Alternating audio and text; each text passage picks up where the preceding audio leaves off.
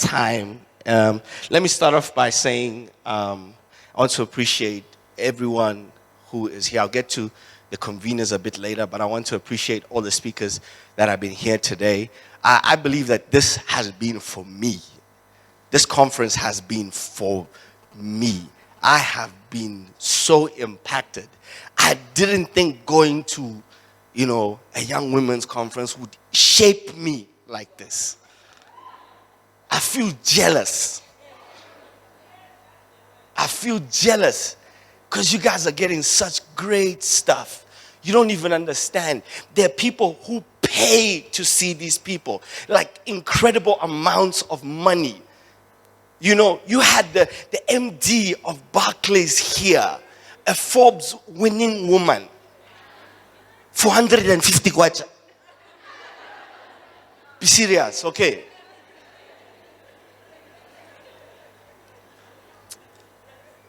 Be serious, okay? I don't come for it. No, I just want to just inspire. I will take my shoe and beat you. And I will beat you. We had Mzinga Melo here. I was so blessed. Pastor Cholwe. Hey, wasn't he bad? You. As a cow, you are Pastor Cholwe. Now we know why you are Pastor Cholwe. Thank you so much for those who. Miss Priscilla, my mom, we love you. Come on, me, I meant,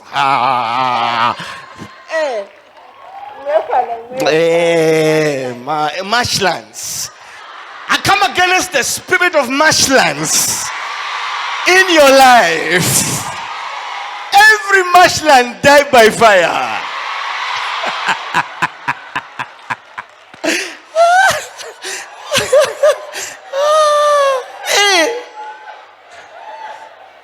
Patricia, thank you so much for that wonderful message today. That was so inspiring. And the problem is, I know you've only told part of the story. And there's a part which a lot of people need to know. And I really pray that God will use you more to be an example of what young ladies ought to be. And may God use you and make you a platform and give you a platform for greater things. We need more people like you ready to share their stories. Thank you so much. Thank you so much. Madam Norina, what else can I say about you? Do you know what hasn't been said?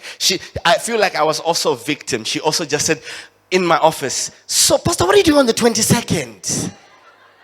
I don't know, but I think I have an idea. And here I am today.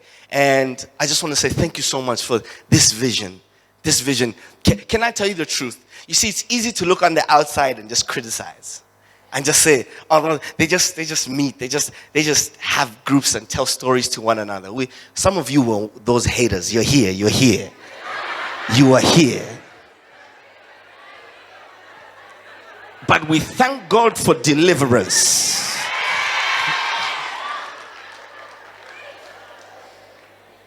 This is an incredible vision.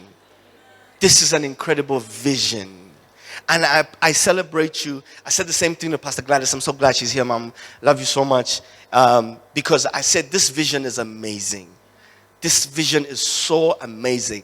And I pray that the people out there who are looking to shape young people will get involved with such visions. That we need this. This is an investment into the future. You understand? You see, if you want to kill a generation to come, you don't kill the harvest, you kill the seed.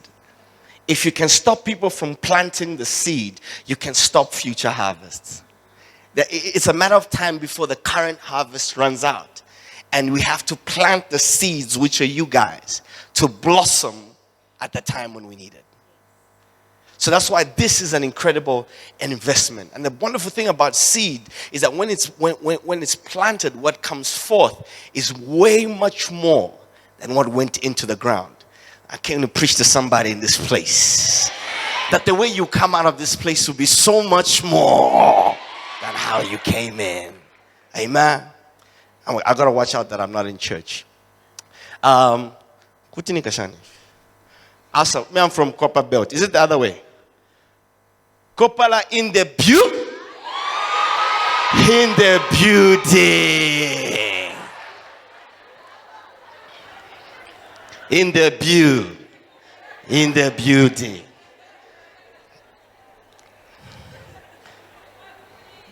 What today? Much more money. I saw the people from the cover belt just like,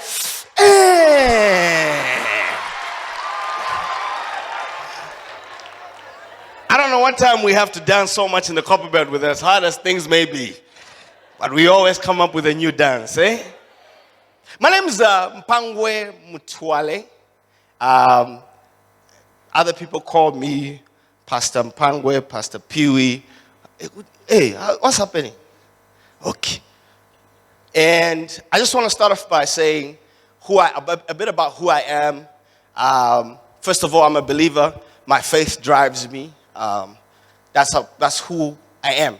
My identity, first of all, is my belief and my belief system. And I want you to understand that your belief system is what drives you and who you ought to be.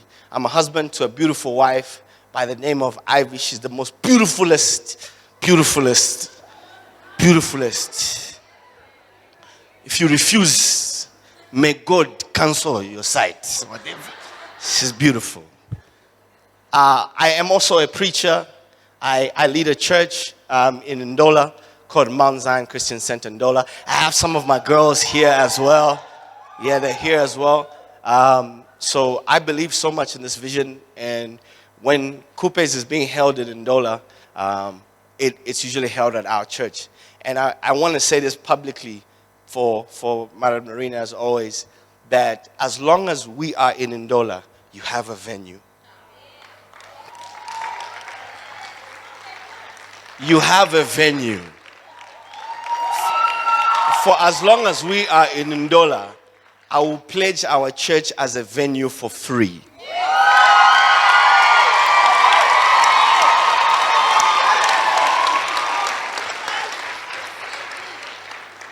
For free. That you don't have to worry about it.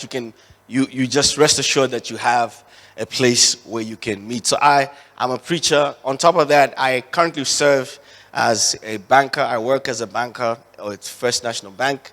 And on top of that, I'm a student of culture. And what I mean by that is I like to study cultural environments, not cultural dancing, not mama, yeah. No. I mean, because in Africa, when you say culture, it's bo.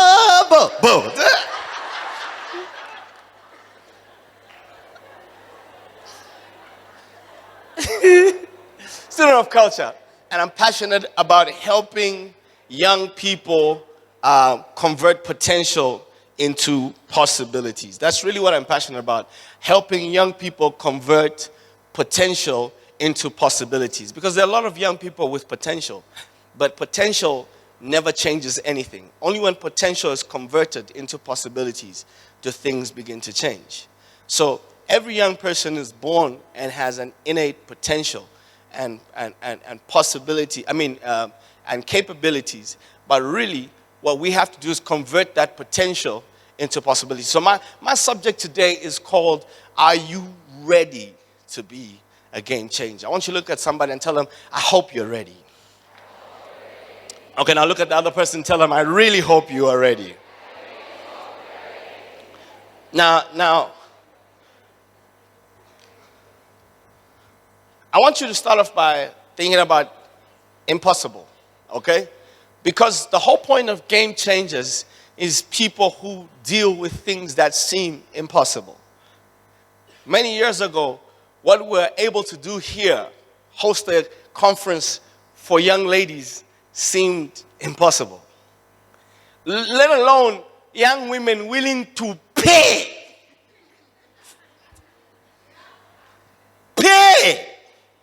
for to rock church.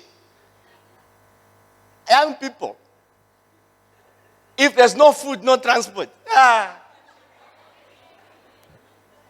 There are some of them here who owe me money. I see you. When you start working, I'm coming for my money. So this seemed like an impossibility. But I've come to realize that things seem impossible many times because we don't know the potential that we carry on the inside of who we are. Things seem impossible because you have not fully understood who you are and who you have been designed to be. Let me tell you a story. So the other day, I'm looking for my priest collar. So once in a while, when I want to be serious with my church, I wear a collar. Just to let them know, hey, I've been called by God,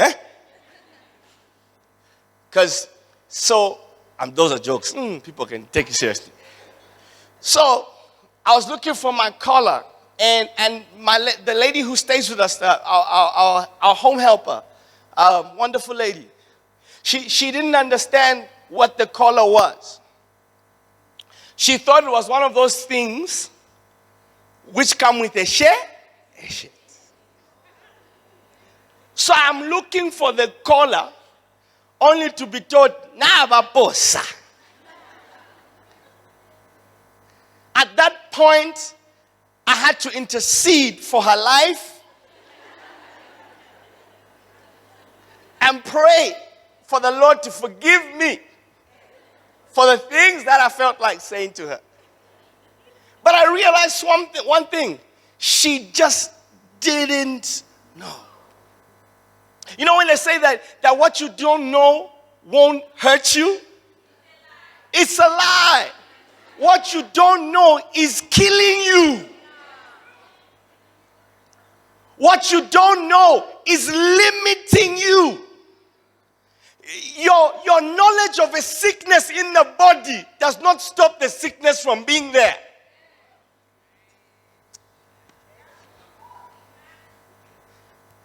So what you don't know is limiting you. So she threw away something because she didn't know it. Do you know that many times we throw away things we have in us because we don't know? We don't know what we've been given. Could it be that we're wasting something that has potential simply because of ignorance? Ignorance of the great things that we carry. What seems impossible only seems so because the right people have not yet arrived. You see, when the right people, and I'm talking about you, when the right you arrives, what seems impossible simply becomes I am possible. When you separate, when you separate yourself, which is the I am. What was impossible becomes possible. So the whole point of this process, or of this stage of becoming ready, is all about you recognizing who you are. The right you has to come up. The right you has to appear. The right you has to manifest. Let me move to the next slide quickly. Which side is it? Is it this side? Or is it there? Chance favors the prepared mind. Pastor Cholo and a whole bunch of other speakers spoke about this because I feel like this is something that you need to emphasize. Chance favors the prepared mind. Now, everybody has a chance, but not all chances favor people. Because a chance can only favor you when you are prepared for it. You see, a lot of people receive opportunities. Opportunities come to all, but are maximized by those who have decided to seize them. Those who have decided that I'm going to make sure that every step I take is towards the right direction. There was a great story of the philosopher, I believe Socrates, and he was asked a very simple question. How do you get to Mount Olympus? He said, very simple. Make sure every step is in that direction. You see, because we have said we want to be game changers. You've said it. But have you decided to be it? You see, we can say things with our mouths, but our bodies, our timelines, our status updates say otherwise. So only when you have decided within you that you are going to become a game changer will you be a game changer. You see, the whole point of this conference, and I'm so glad we're ending it the way we're ending it right now, is because you've got to make the decision right now that I'm not walking out that door the way I came in. You've got to make this decision right now and say, you know what? I don't care what has happened. From today onwards, I am a game changer. From today onwards, I don't care what everyone else has known me by. I have decided that I'm going to seize the opportunity. You've got to decide. You've got to decide. You've got to decide who you're going to be. This is the biggest challenge for young people, is that they got to decide who they are. They've got to decide. You've got to decide what God has given you, and you've got to take it and say, you know what, I am going to be whatever it is that I'm going to be, okay? This thing, there we go. I want to give you a quick statement about deciding, because I've realized that one of the things that really affects people in life is exams. I never like exams. I have a degree. Don't play with me now. I have an honors degree, master's degree in the pipeline, and and I've been through my time in school, but I never liked exams. I didn't like exams, okay? But I realized that I had the wrong mindset of exams. Because you see, exams were game changers. Exams were game changers. We could have been in the same class the whole year round, but that exam, we could be laughing together the whole semester. When that exam comes out, it's salvation work. Each man for himself, and God for us all.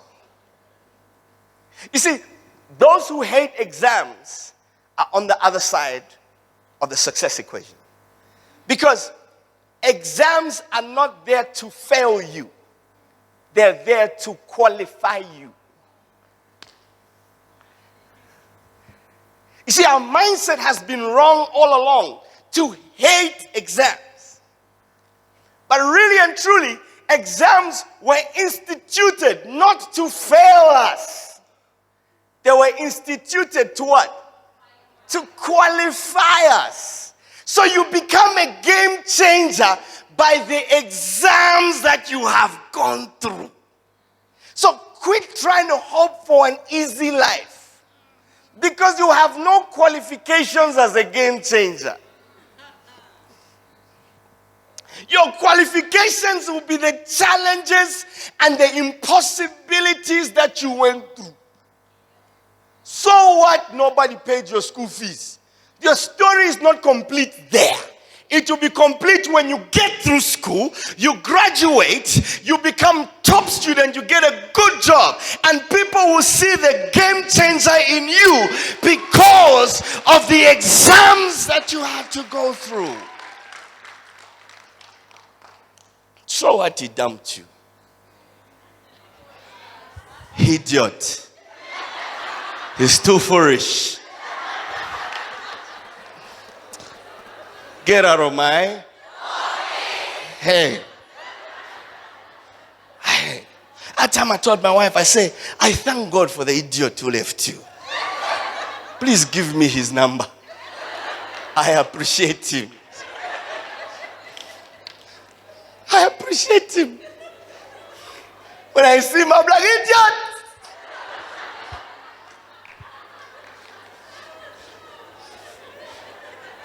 Pray for me, pray for me. Exams are not there to exclude you, but they're meant to include you. They're not meant to disqualify you, but to qualify you. Therefore, I want you to hear me when we talk about being ready to be a game changer.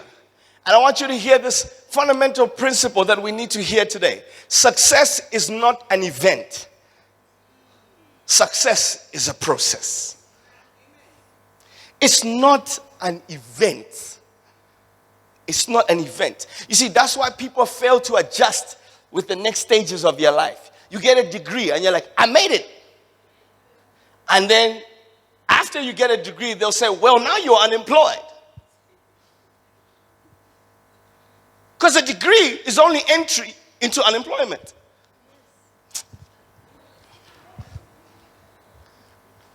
So we're quick to celebrate events and not realize what stage of the process we are in. Success is not an event, it's a process. You won't be successful after this event. You won't. People are like, after 100 success,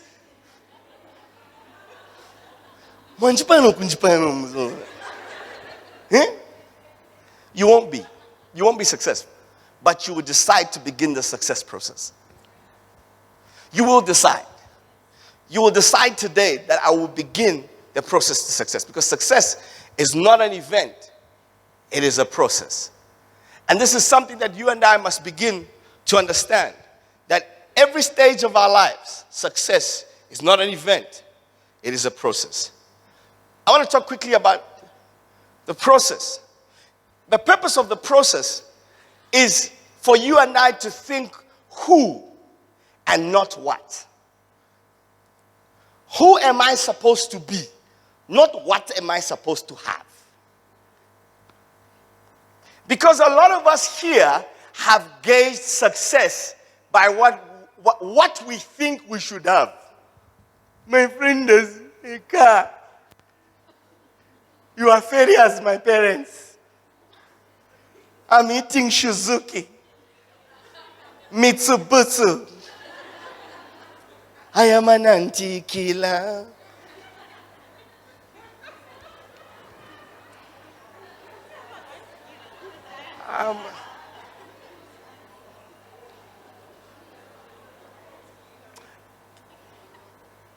You know, when you receive things before time, before you're ready for them, blessings that are received before time actually are not blessings.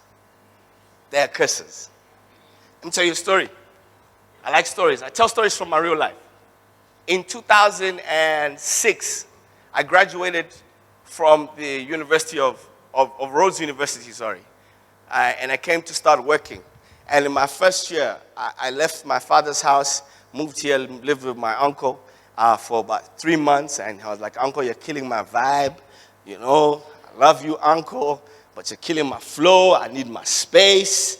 At that time, I had a babe, you know, so I needed like a place for the babe to come and chill because I just had a car. I just got a job. You understand what I'm saying? And that's what you guys, you'll be looking at. He's working. He has a place. Chipuba.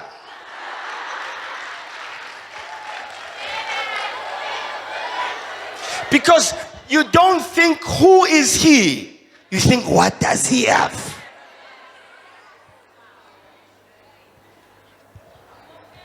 So my dad was like, all right, cool. Son, you made me proud. I'm going to get you a car. 2004 Renault Megane, black, push to start. 2006. You know what I'm saying? Pushing to start. We've been in the game for a long time.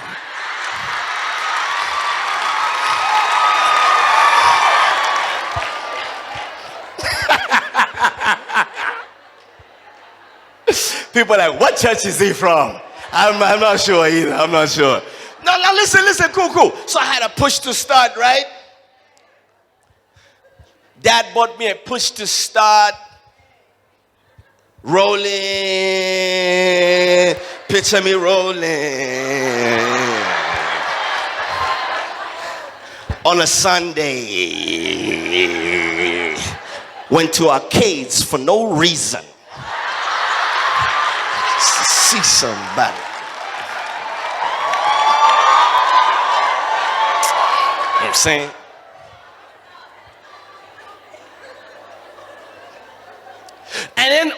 cool guys started to notice me. You know what I mean? I became a guy now. Say, Mpangwe, say, what's up, Buta? What's cutting, man? What up, what up, what up? Because people will come around you when they see what you have. They'll see what you have. What's up, Buta? I started going to places I had no business going. You know, places where you're like, Umu, it's bad, I'll never go there. But within time, you end up there. Alpha Bar. I went to Alpha Bar once during the day. I was like, Jesus, what the hell was I doing here?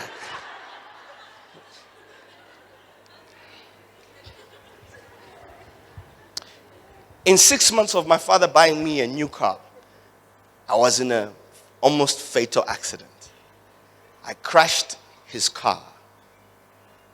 I wrote it off. It had no insurance.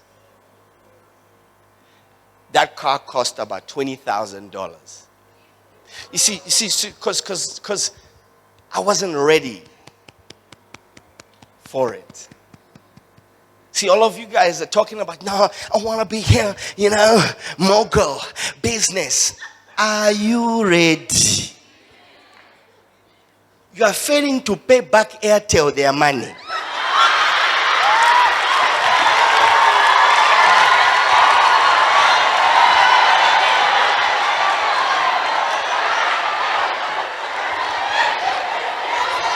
They are looking for you. You are now on 096. Not by choice. You still owe them $50. You're afraid every time you see an Airtel car. You're like,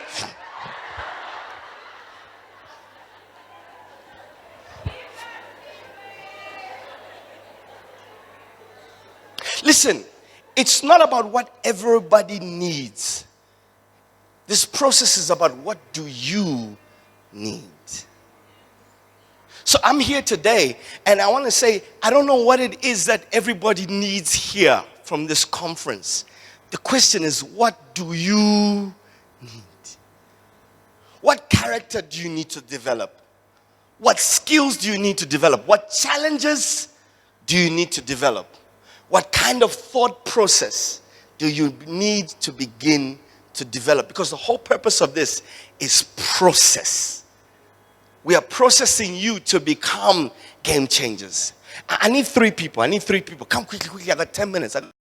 That's the pastor's lie. 10 minutes. I'm wrapping it up. 3, come. So, give me one more person. One more person. Come. I've got no 2,000 kwacha. In fact, if you keep playing with me, I'm about to take an offering.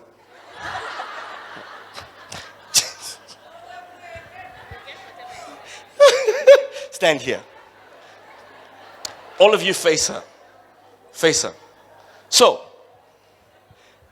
face her, okay? You see, what I've realized about the process is this. Don't look too quickly on the screen, okay? Is that the process is determined by the product, okay? Who you are determines what happens to you. And the process is like a manufacturing line. You understand what I'm saying? And what determines this process is the product that we ought to see at the end of the process flow. Okay? So don't compare what your friend has to do. You are not made of the same substance.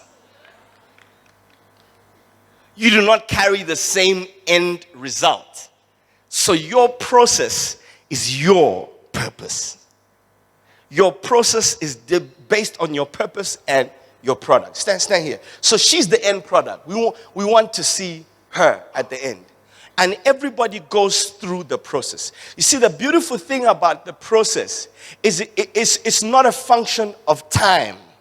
Time is relative. Somebody here will be saying, oh, I'm 30. Time is relative.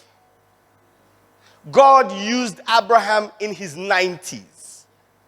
Time is relative. Time is relative on the destiny that you carry. Time is relative on who you are supposed to be. Can I give you a stat quickly? It takes 18 hours to produce a Toyota Corolla. It takes 6 months to produce a Rolls Royce.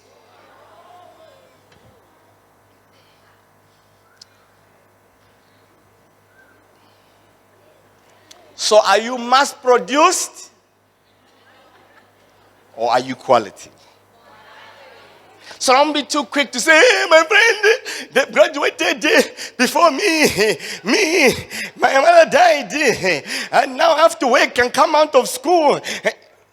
Time is relative.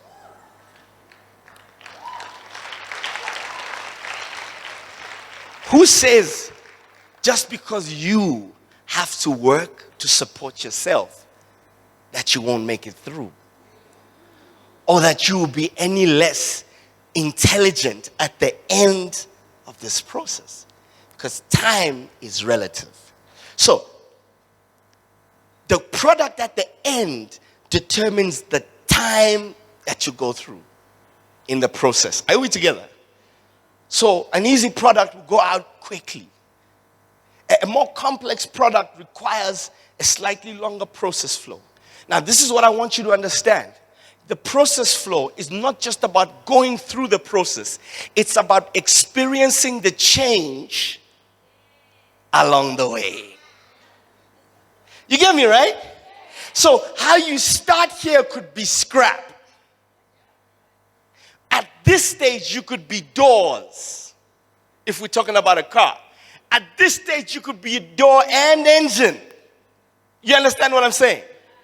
So you don't judge people by what they look like. You judge them by where they are in the process. So don't look for what. Think of who. Who am I and where am I in the process flow of life? So it's okay to change. I wanted to be a rapper. Can you tell?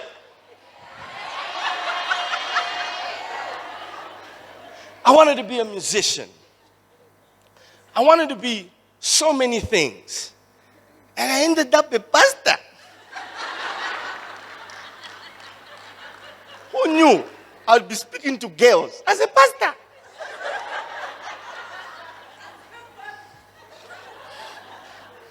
Imagine that. Because it's not about, it's about the product. It's about who you're supposed to be. You know what I'm saying? But I had to go through all this DJing, music, all that stuff to become who I am today. So everything you've gone through has been the preparation process. So don't regret what you've been through. You may look incomplete here, but you are not through yet. So it's okay if your vision is incomplete. It's okay. It's okay because there's so much pressure now. Your vision must be good. You don't have a vision. You're not serious. Tabakota business. You're not serious. Are you silly? Imagine you enter grade 1 and they just end grade 1. They tell you, Nelson Mandela did this. Adolf Hitler did this. Pythagoras' theorem is this. Grade 1. It can't. You just say, this is not for me. You're joking. So it's okay if you are incomplete here. Just keep going through the process.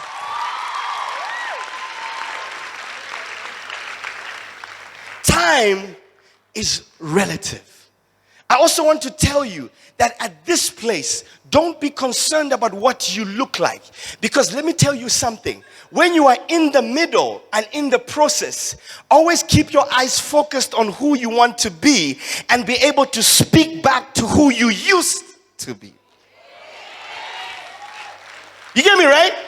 So in this stage of the process, she's an inspiration for her. That's why you've got to tell your story. Can I say something here? You don't have to be somebody to say something. Stop waiting to become someone to say something. Say now. See, the problem is the world waits for you to become somebody. You are already somebody. So your story at this stage, I need to wrap it up. How many minutes do I have? Cool. At this stage, this girl is an inspiration to this girl. Because she's like, I am scrap. And she's like, I used to be scrap. You get it, right?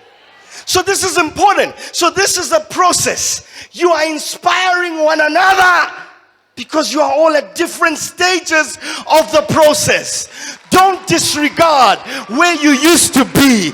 Don't look down on who's still behind you because you used to be there. Stay in KUPES. This is part of the process.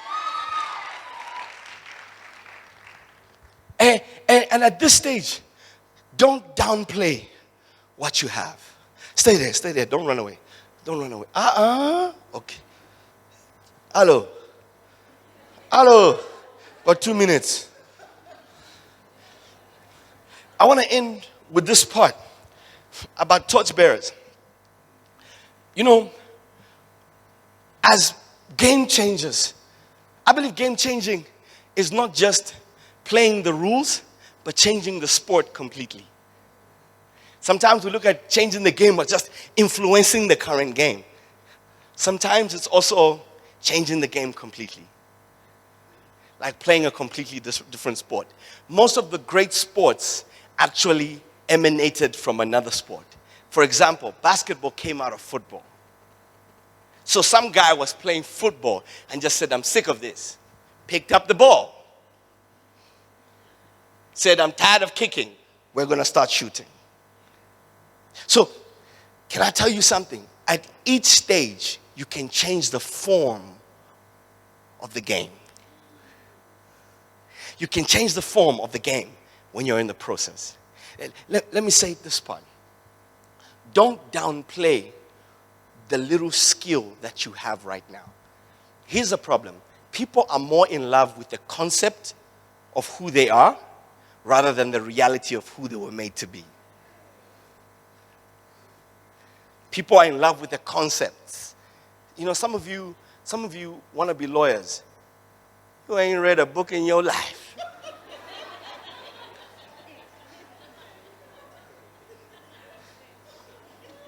What if you're a Bible fear? I'm not saying that you could not be a lawyer. You could be. But you may not be a great lawyer. Because you've probably found that maybe your skill is knitting. And you are like, you see, Mama, I'm knitting. Where do you think it comes from? You know, when I looked at the world's richest people, I saw something amazing. Every person comes from a different field. They are makeup people.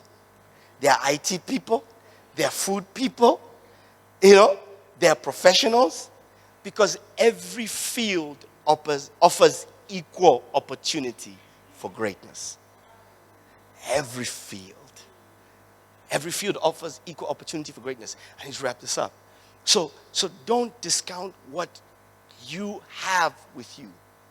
I thought that I was going to be a lawyer or whatever.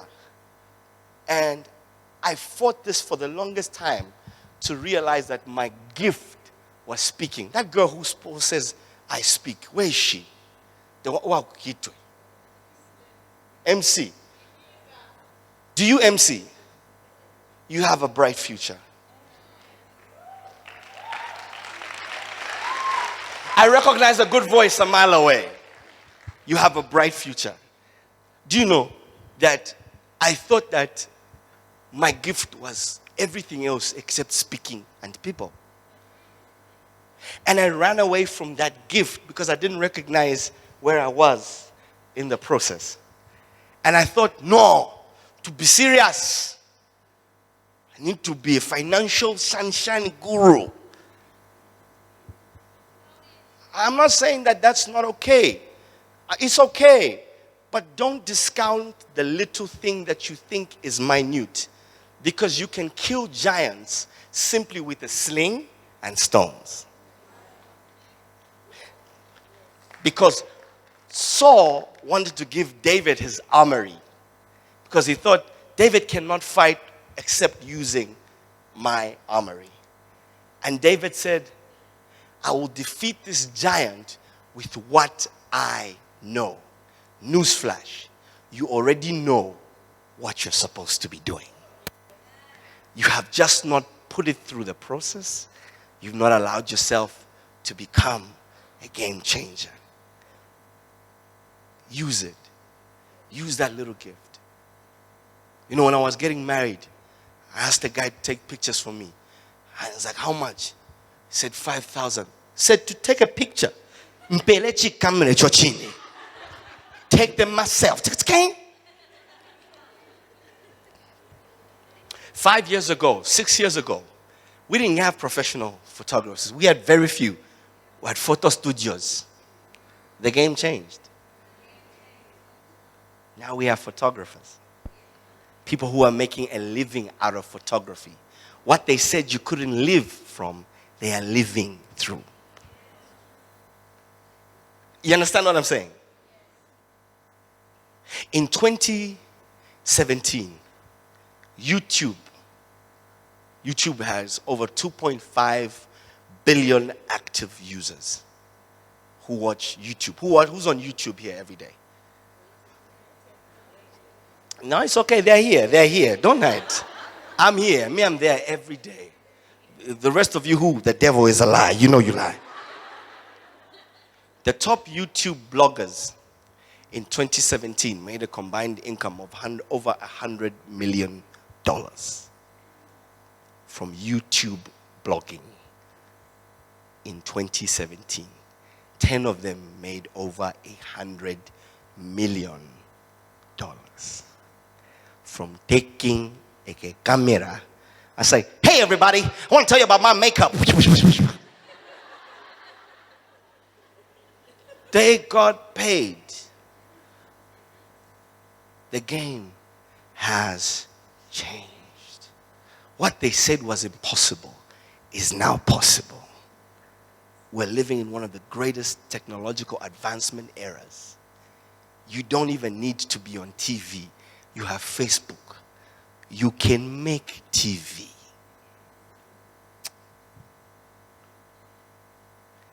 You don't need to be on radio. You can make radio. I pastor a church, and one of our beliefs is innovation and creativity. And I thank God, I was talking to Pastor Cholo earlier on, because he was one of the first in Zambia that I saw live streaming for real. Not your live stream with a camera. We are live.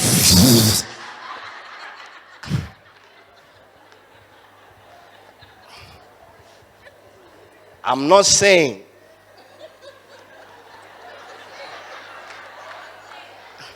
I ain't saying you in the process. Know what I'm saying?